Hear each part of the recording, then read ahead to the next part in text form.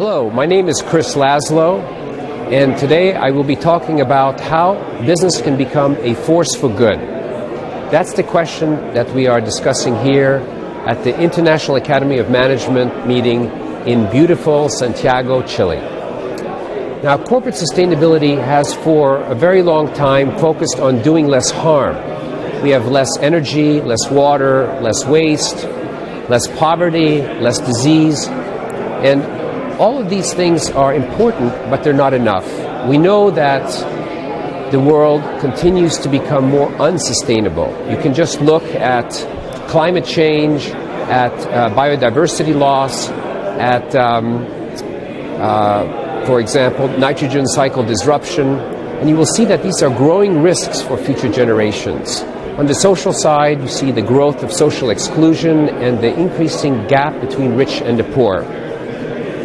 So, however well-intentioned sustainability has been in practice, it's still taking us in the wrong direction. Now, for business to become a force for good, it has to have a positive impact on society. This means that it has to increase economic prosperity while contributing to a healthy environment and improving human well-being. That's a completely different role for business.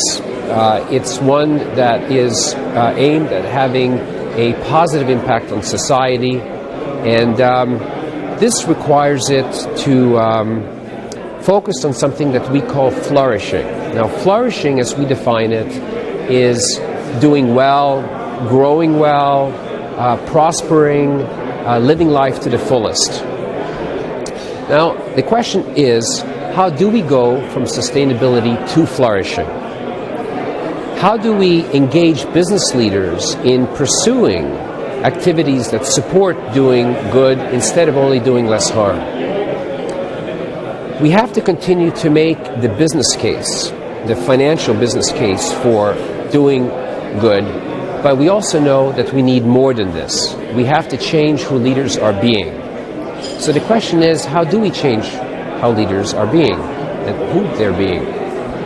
And to do this at the deepest level requires a change in consciousness. We need to change who leaders and all people in business are being, from seeing themselves as separate and as selfish, focused primarily on their own, maximizing their own gain, to a consciousness of connectedness, where they feel that they are deeply connected to their self, others, nature, and future generations.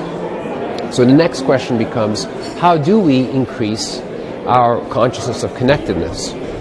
And research that we're doing at Case Western Reserve University is showing that mindfulness practices, in a broad sense, in a broad definition of mindfulness practices, that include not only prayer and meditation, but also things like gardening or music or walking in nature and many other such practices, help to quiet the five senses and slow the rational cognitive processes of the brain.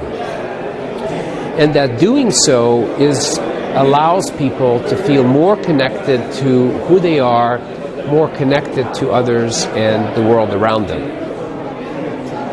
Now, mindfulness practices, by connecting people at this deeper level, help inspire people to greater social purpose. When people feel through mindfulness practices a greater sense of connection, they want to pursue in business greater purpose. They have greater compassion and caring for others. They feel a greater sense of collaboration, all of which leads in business terms to not only economic prosperity, but also to greater social and environmental benefits for society. So, in closing, I would like to suggest that it's the responsibility of business people everywhere to take on mindfulness practices that can help inspire them and engage them to greater creativity, collaboration, authenticity, and that there are a great number of private business benefits as well as social benefits of doing so. This will help meet new expectations of millennials and Generation Z, who want greater meaningfulness and wholeness in their lives, and it will help address the many challenges facing the future of the corporation. Thank you.